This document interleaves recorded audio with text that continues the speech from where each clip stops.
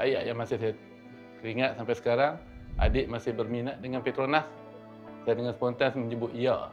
Dulu, apabila isi borang untuk masuk Petronas, hanya terbayang di stesen minyak, itu je yang nampak sebagai seorang awam sebelum ni.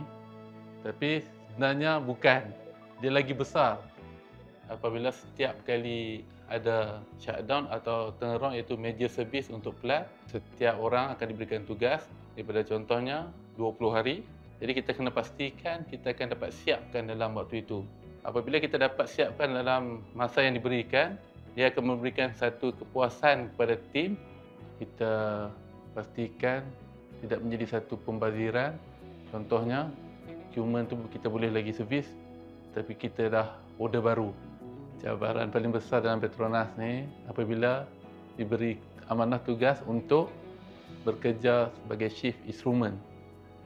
Di siang hari kita tiada masalah pasal kita ada kawan-kawan daripada office hour. Bila waktu malam, apabila kita hanya seorang dikelilingi oleh gelap gulita, alhamdulillah, rasa sangat terharu kerana mendapat pengiktirafan dan dihargai oleh Petronas